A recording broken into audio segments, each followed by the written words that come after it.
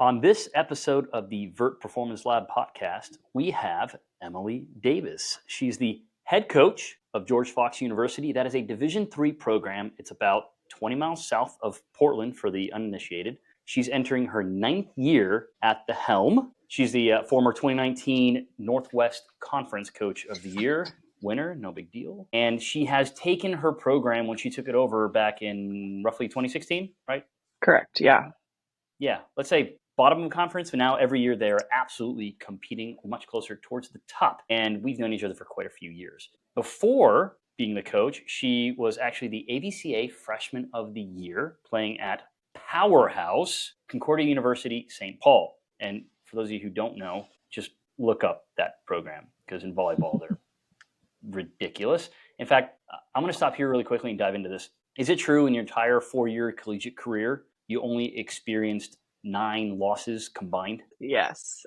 Short answer is, yeah, it was wild. It was a wild time of life. That was a long time ago now, but my freshman year, we had a young team and 4 or 5 losses kind of towards the beginning. And actually, we lost one in the conference tournament, ended up getting a bid, right, to make it to the national tournament and winning the national tournament. But that was, a wake-up call. And then my sophomore to junior year, we lost that very first match my sophomore year and went undefeated for the next, basically the 2 years after that. So that was a very fun run. Ironically, at the same time, Penn State was doing pretty much the same thing. So we're so happy that the world of volleyball was so great at that time. But, it was exciting. They were getting their back-to-back national championships, and the lowly little Concordia St. Paul D2 was doing the same thing, but it was a fun career. Yeah, I remember when I first started doing this, I forget who I was talking to. I was like, someone reached out to me from Concordia. They're like, which one? I'm like, St. Paul. Like, oh, they're good. I'm like, all right, cool. There's a lot of Concordias. Yeah, there are a ton of Concordias. Mm-hmm. So, I always like to go over, we're doing the VERT Performance podcast. I have a number of different guests, a lot of volleyball coaches, strength coaches, sports scientists, different sports. But I always like to bring people on who have either a unique experience or a unique situation. And again, you and I, we've worked together now for quite a few years. And a lot of people don't know that, like, with our system, we work with a number of D2s, D3s, high schools, and clubs. And you and I were chatting the other day, and I couldn't disagree from my own experience. We found that a lot of parents, other coaches, players, club coaches really don't know a ton about the Division III scene. Right? Everyone's, when they're talking about recruiting, they're constantly they're talking about like the Power 4 Division I programs. And that's phenomenal, sure. But, X amount of players are going to be able to play college volleyball. And it's about the college experience a lot more than just on the court as well. So I'm really excited, and I want to dive right into it. A little bit about you and about the D3 scene. And so my first question, as we learn about these things, is as succinctly as possible, right? Because I'm sure we could talk about this for hours. What has been either the hardest challenge or kind of most important lessons you've learned coaching specifically in Division III volleyball in what is a very challenging conference? We'll kind of start there. Yeah, I'd say looking back on just right when I started, here at George Fox, just realizing what wins games, wasn't quite what I expected. I think coming from the Midwest out here, I was kind of really pushing just setters with really great technique and really great skill. And I thought, I'm going to get the best setters in the conference, and then we're going to win. And, we all know that setters don't score points, themselves, but it was kind of interesting watching the teams that were winning the conference and just, kind of shifting my expectations a little bit and really trying to navigate over the course of my career, and figure out what it really is that ends up winning those matches in this conference, and how we can kind of continue to battle for those top spots. And that oftentimes is not actually the best setter, although I still love to have good setters. So of what course. has it been then? What has it been aside from obviously the best setter? Yeah, I mean, every coach knows you can't just have one good hitter, right? But in this conference, if you do have an unstoppable hitter, they're unstoppable. And it's a little bit easier to, I would say, it's a little bit easier to dominate with really good support roles, and then, just 1 or 2 that play, higher than everybody else, or, that are just kind of in that realm of maybe could have played at a higher level. You get 1 or 2 of those players, and it'll change the game. And I would say having all of your players healthy is another one that helps you win games, which is where you come into the play. Because in this league, especially, you lose one of your big players even for a match or two. And the way that our conference runs on a double round robin, if you drop a match or two to someone, it bumps you down a spot. It's a very impactful loss. So we really, really try to make sure everyone's healthy. And then when another team is not, it's game on, because now it's a whole new match. And so that's, again, maybe not something very unique, but that's something that I've been working hard at in order to give us that best shot. But it is Sure, an yeah. interesting conference. We'll delve into that a bit more later. When you mentioned, we mentioned a lot of people don't know that much about D3 ball. I remember when first time I did some video analysis with your team. I went in there with, I don't know what my expectations were necessarily, right? But I remember going in there, and I think I even messaged you right away. I'm like, who's your libero? Because libero is one of my favorite positions to watch. And naturally, I'm typically watching the Morgan Henses of the world, right? Just like these top line liberos. And from a movement perspective, I'm watching your libero, and I was so blown away, mainly by her athleticism in general. Her knowledge of the game is still something I'm working on. Like, I can't sit here and be like, she's got amazing knowledge of the game. I don't know her volleyball IQ, but she was incredible. On that note, like, what are the main factors athletes should consider when you take into account the division and the Division III as a whole, like from an athletic perspective? Tell me about the Division III volleyball athletes. Yeah, I think there is definitely a lot of perception, especially, I find from coaches in maybe the club or high school realm that are really pushing their players to play at that highest level possible. D3 they think is just not a great option. And that's not all. I've ran into some great coaches that really want to help their athletes find, the best spot for them, and they're realistic about that. But we do have some great athletes that come out of our conference, and of course out of the D3 level. And I think when I find players or teams, parents coming and watching an actual game live, they're almost always, walk away, wow, that was much faster paced, much, higher level, more fun to watch than I expected. And so,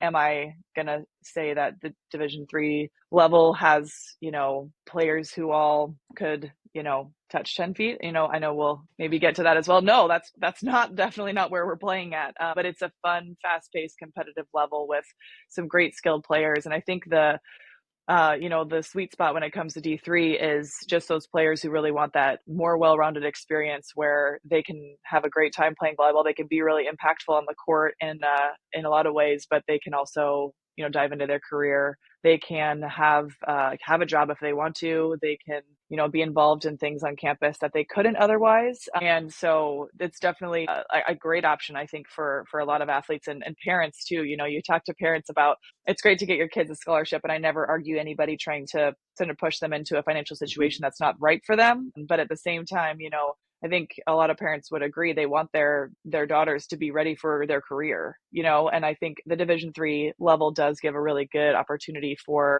for just being ready for that next level after sports. And at the same time, the sports are just a blast, at the D3 level. We have a great atmosphere. We have fun, venues to play in, the experience is still very, very exciting, even at the D3 level.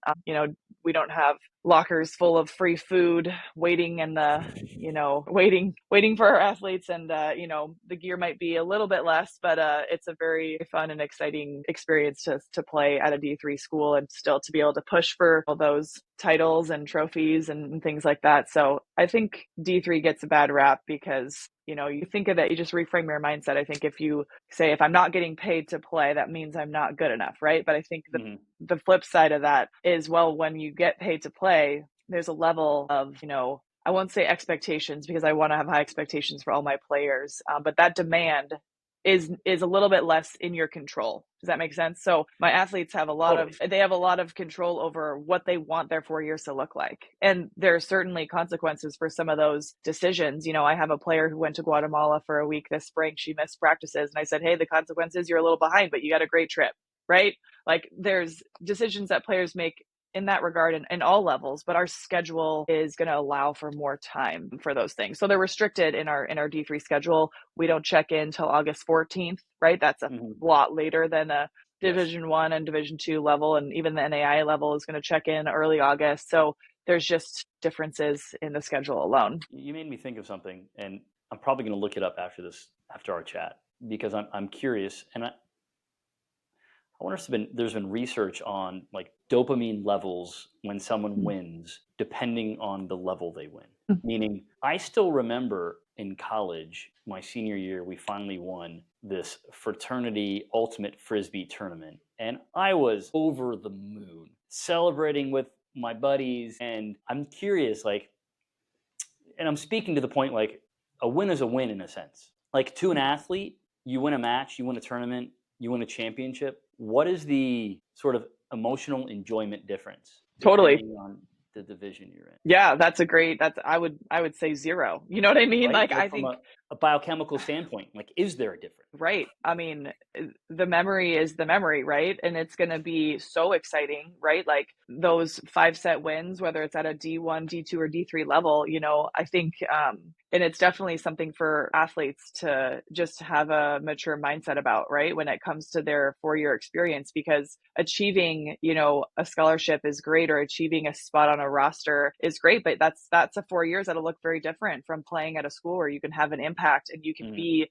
on the court for those wins, or you can be in the statistical record books. And so, we've had our libero is fantastic. She's in our record books. The libero before her was also the libero of the year and has, the record for the most amount of digs, So career wise. you had two in a row Yeah, liberos 2 in of a the row years. that their senior year they got that award. Oh, that's awesome. Yeah, very fun. It's just, again, I think both of them probably could have found another school to play at, right? That's the story for all levels. I think even, like my playing experience, I could have found a spot on a roster at a Division 1 level. Would I have had even close to the same experience that I had at Division 2 level? Not at all, right? It Mhm. just would have changed it. So just knowing the differences and being able to make your decision.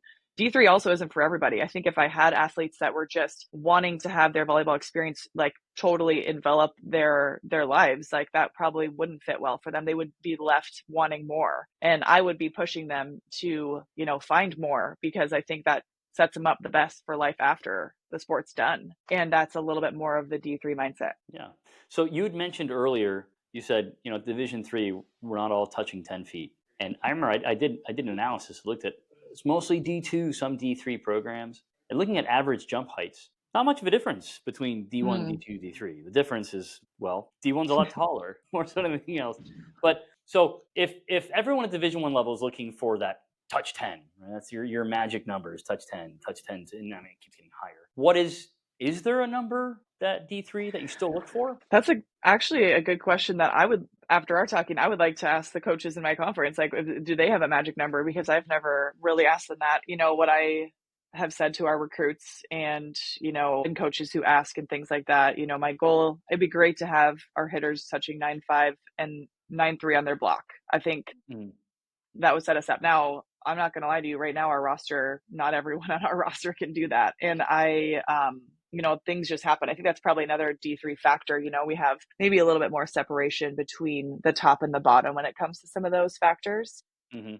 But I think in terms of that recruiting search and that level, that really puts us in a good place. Our starters are probably all touching over that 9.3 point. So yeah, not getting close. I think we had the conference player of the year was my sixth rotation outside 2 years ago. She probably was pretty close to 10. But again, adding another inch in there goes a long ways. So whether that's, improving their landings, getting them, just their form a little better, strengthening some things, little tweaks, or just getting them at their peak on those game days, an inch goes a long ways at our level. Yeah, because it was really interesting when I'm looking at because you have you have some phenomenal athletes, and I'll be working with clubs, and I'll go to tournaments, and I know friends who have got their kids in the clubs, and they're always asking me as though I'm a coach because I work in the industry. It's like, oh, she wants to be outside. She's jumping great. I'm like, yeah, but she's 5'8". So where are you looking to play outside? Is that the end all be all? If you really want to go to a major Division 1 program, yeah, it's really not likely unless you're jumping 35 inches. Even then, though, the speed of the game has increased so much. It becomes a lot more about not just how high you can jump, but how fast. Like, can you get to the block fast? I don't Yeah. even care as long as we're getting our hands above the net, right? That extra inch on that block, depending on how tall you are, isn't as important as getting the hands there in time. So I've seen a lot of that starting to shift, which is why we're working on measuring things like jump power to see how quickly they jump. But moving along, shifting gears a little bit, it kind of goes back to one of the first questions I asked you. I'm always curious because again, you're in your ninth year, right? Ninth year coaching there. Mm-hmm. Mm-hmm. And maybe you can pick one thing, but what has been, if you had to pick one or two things, what's changed the most between coaching in 2016, not including having to coach in COVID? You guys played like what, 9 games? You'll want to forget that. Yeah. Or did that even play a part in changing certain things about your coaching philosophy? Yeah. No, that's a good question. But thinking back on, the beginning of my head coaching career, really how, my training or just coaching in general has shifted. I think just balancing, I'm always trying to balance chaos with skill acquisition when it comes to my practice planning. I think that's something that I learned early. That was like dead, like that first year was really like, okay, something's wrong. This has got to change. And then, ever since then, it's just dancing that, balance back and forth and just navigating what each individual team needs.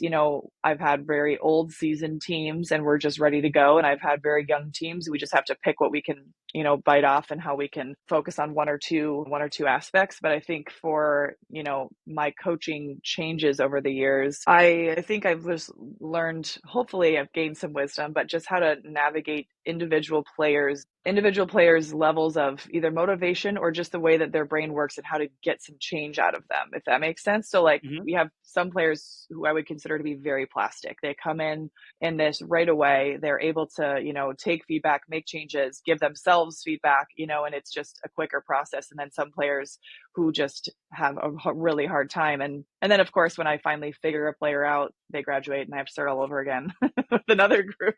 That's never ending. Yes. Yep, never ending game. But I think I've just every time something clicks for one of those players who I really have had trouble with, it teaches me a little bit more about how to just use either different types of feedback. I've had to challenge myself a lot to give more, external cues instead of, just all internal. That's so natural for most coaches. And just using, things in their life that either motivate them or that really speak to them, whether it's a nursing student and she has, a test on a subject that I can like pull from, or, a way that she's really been trained in her class setting to engage with patients, or in a teacher setting, it's really easy, right? You can help them figure out how to, gain information, and it applies to sport. It's great, right? So like just helping their brains be motivated in those ways has been really fun over the years. And so I would say, the answer to that question isn't one major aspect of my coaching. I've definitely learned how to let things, kind of roll off and really prioritize top priority things as, the older and more experience I get as a coach, just figuring out what those top items are. Where to place your I'll energy. Yeah. don't waste my energy on the other things, the little things. And, another aspect of the D3 level, sometimes the head coaching role works really well as kind of the runner of the ship. And then you have kind of the assistants help with more of that emotional management, relationship management. And at this level, I'm A, B, C, and D, and the equipment manager. And you don't have 3 so assistants and a technology coordinator? And I'm not gonna lie, I have great assistants. They're great. They're not here with me on a daily basis. They're so awesome, but it falls back on me. So I have to, and even when it comes to managing the jumps and everything like that, I just have to really sit back and say, okay, what can I dedicate my time to? I would say I've changed my scouting report, philosophy over the years, and just figuring out, man, what is going to help our team to win games this year? Is it getting our team in the best mindset, or is it really finding out that one little strategy that I think is going to beat the other team? And sometimes it's one of those, answers and not the other one for the whole season. And so I've shifted that over the years in, I guess, just my philosophies and just choosing what I can handle and letting well, some I like things what you said go. about skill acquisition and chaos. And because I think I may have mentioned this to you, but I've been kind of traveling a bit, running volleyball movement clinics at some clubs. Again, I'm not there to tell the club like, oh, you should run a 5-1 or a 6-2. Like, no, I'm not doing any of that stuff. But it's more about the movement work they don't get to focus on as much. And the way you phrase it, I really like, because I refer to it as chaos all the time, where you'll have someone, because I know you also have overseen a lot of their strength conditioning work. and you have them do, if you have athletes, everyone does the depth drop off the box, and you see them drop off the box. They just step off, they land, and they land beautifully with great angles at the ankles, knees, and hips. Like, wow, that looks amazing. And then you watch them play volleyball, and you're like, no one's landing like that on the court, not even close. Now, the reason we go over that is we're trying to get them to acquire a skill of landing properly. But when you do that completely without the chaos, I'm not going to say it's not useful, but it's not maximally useful at all, right? That's why I start, whenever I coach these clinics, what I try to do is I have them run through it in like the cleanest, most beautiful way possible. It's like, see, you're capable of doing this. Right now, we're going to do a depth drop, but we're going to put the box 2 feet from the net, because you're usually always landing in front of the net, something in front of your face. And some athletes are really good about still landing well, and other athletes, not even in chaos, just with a visual stimulus in front of their face, are now like super upright and landing really stiffly when they have plenty of space to still get a little hip flexion in there. So yeah, I think it's always necessary. You got to break things down to their simplest form, and then when you put them that together, you have to put them in as close a scenario as they're going to have in real life when it matters most. Which, yeah, I think chaos is the right word. That's The volleyball. sport of volleyball is chaos. Yeah, it is so much so, but you still have to slow down at times. Otherwise, those changes are really hard to make, right? So just balancing that out. Yeah. So building on that, and now going into not the other stuff's not fun, but obviously this stuff's near and dear to my heart. Well, before I even ask you, like, how objective load management, how you've worked that into your program, from your perspective, because I don't even know if I remember anymore. How did you and I even come to meet? How did it come up that you're like, oh, you know what, I'm gonna take the both financial and time investment, and I'm gonna have these VERT sensors on my athletes, and I'm gonna use it as a means of measuring their workload? Yeah, I think it was an email. I think it was an advertisement. I think I saw a VERT ad email. Maybe it was through the AVCA, connection with that. And I got on the list. And so I think I signed up for a demo, and I was like fully in, no questions asked after that. It definitely, we have to follow our budgets, and we have to make sure we have the manpower to help utilize the tools in that way. But to me, it was like, yeah, I had been clipboarding, counting jumps. So my players were ecstatic, said, wait, we don't have to go up. So we have, we were sold from the second we heard about the sensors, and I haven't looked back since. But having the technology, it's great for recruiting too. I just had a recruit on campus. Her mom coaches at the high school, and she was like so excited. She made me send her your info, and was just like, Great. oh my goodness, this is amazing. And I love showing our players the data, and just saying, hey, we got to work on this. You're landing stiff, and they're like, why, what do you think? So it's been really fun to just educate my athletes, and then also tell recruits, this is what we do on this team. And if you are going to be a part of it, this is the philosophy that you're going to have to, buy into when it comes to managing jump loads. But thankfully, a lot of the info speaks for itself, and the results speak for themselves. And we haven't had a single player sit out for injury in 2 years. And I think, it's a big deal. Actually, it's funny. I think my default, which, not as a personality type, I'm not a cautious person, but when it comes to jumps, I am more on the cautious side, and just don't think it's ever worth it it's just funny, right? Because what athletes want so badly is just that 10 more reps, 10 more, whatever. And it's like, my rational brain is just like, what are those 10 reps going to get you? But on the flip side, pushing them to get 10 reps when they need to condition is important. So I think I have to always, remind myself, the flip side of things. But I am always going to be a little bit more cautious when it comes to what's the risk versus the reward that you want right now. Because in my mind, the game is the game, and that is what we all are here for. And so to risk you not being, at your peak for the game, to risk you being, maybe you tweak something, whatever it is just not worth it at all. And so I think that does play into our lack of injuries and things like that. And my need is higher in the areas of conditioning them. And again, our D3 schedule, we check in, we have 8 days until our first day of school. So that means after school starts, I get them, for practice 1 more week. If we're traveling, maybe 3 days. Mm-hmm. And then our first tournament hits. So wherever they're at the end of the summer is where they're at, right? So when it comes to our conditioning, it's so much more of a long game till the end of the season, right? You're really just hoping you can make it to that conference tournament, and then we could be conditioned at that point, because you can't condition them in that short amount of time without injuring them. Yeah, you can't develop that kind of capacity in like a week and a half. The load management is so hard in those beginning days because it's just such a fast paced. Yeah, and there's obviously nuance depending on your scheduling versus a Division II schedule, Division I schedule, whatever it is. But the concept is always the same, right? Yep. You just, and that challenge, again, to varying degrees, is just for every coach, right? That's what I've been able to witness. Yeah. I'm entering my 10th year doing this, and that's been overall how programs start the season and have some form of progression of load, starting lower and then also not necessarily going as high as they ever used to. That's been a massive change, and not even just domestically, internationally, it's changed dramatically, which has been really, really cool to see, because you it's wild. You see a decrease in injuries. But yeah, like even for me, when programs ask me, we start talking numbers. Naturally, I'm even more cautious to an extent. Not that there haven't been times where I've told programs like you need to up your jumps. That happens every year, multiple occasions. Like you're almost being too cautious. But you're right. It's very much a balance. You talk about skill acquisition, and chaos from a teaching perspective, but it's also skill acquisition and physical development. That's that balance that is challenging, but as long as you follow a certain script, right? Those acute to chronic workload ratios we've talked about. And for those who aren't familiar with that, that's in a nutshell. You look back at how much you trained to determine how much you will train.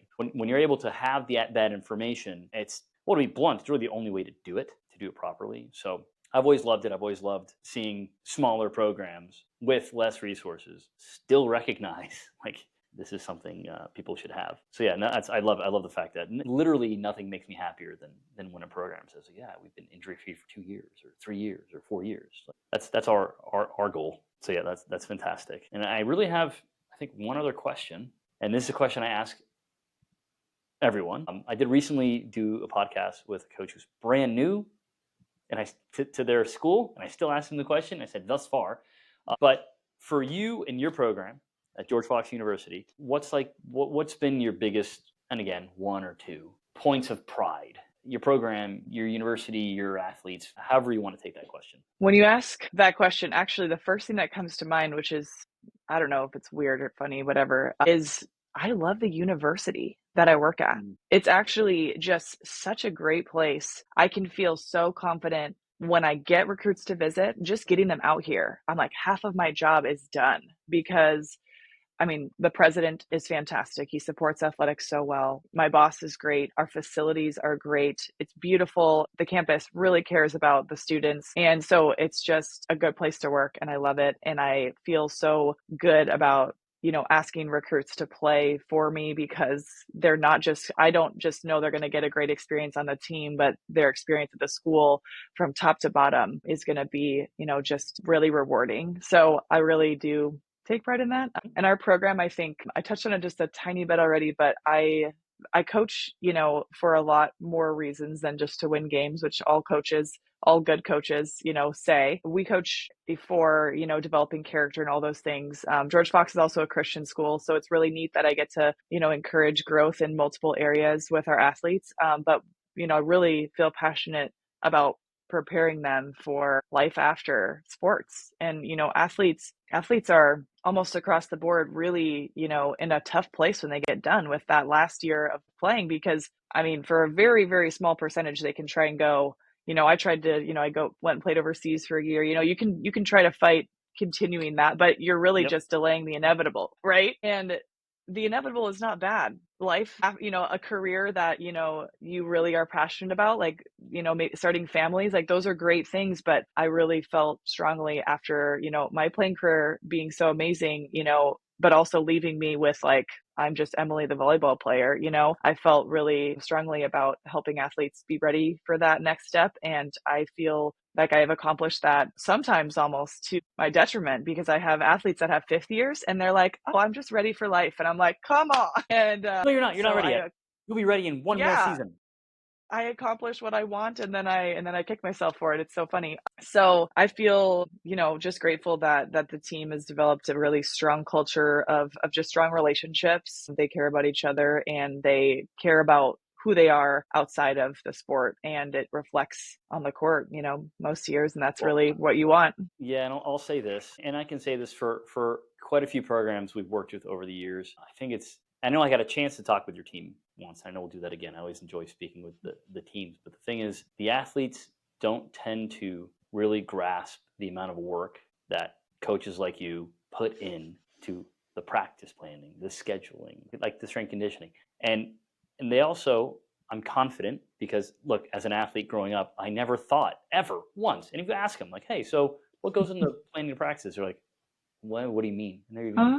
What? thought about that. So I think another thing that I'll tell you, whether you do or do not, that you can absolutely take pride in is that you've also given your athletes the highest likelihood of leaving and still having their knees and their back because you've managed the workload, right? If because that's the thing, I'll talk to other programs, some massive programs, and sometimes I've talked to programs where the numbers are high, and the coach will say like, well, here's what we're doing, and I'll oftentimes bring it up like, at no level at this sport is this good for your knees, right? Like, just Right. look at any high level sport, any collegiate sport. It's going to be hard on different joints in your body.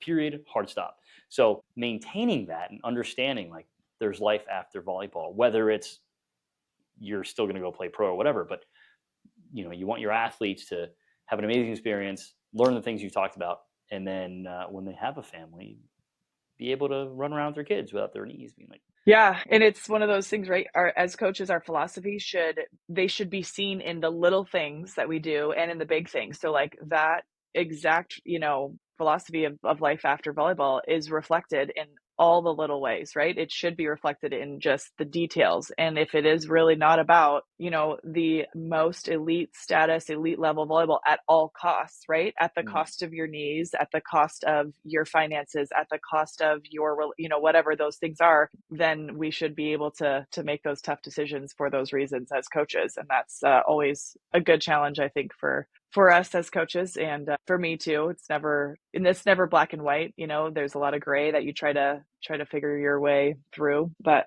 yeah, for the most part, it's been really rewarding. Fantastic. Well, Emily, thank you very, very much for hopping on, educating some folks about being a Division III coach. Yeah, I think what a lot of people find when they look at a lot of the philosophies, like there's differences, but same thing, the goals are fairly shared. I've always loved from the beginning that you've invested extra both in educating yourself and financially with getting technologies such as ours to keep your athletes healthy. And as always, I'll continue to look forward to working with you some more. Yes, we really appreciate you. I love our conversations and learning so much from you, and the way that we're able to utilize VERT has definitely changed our program. So we can't wait for another season.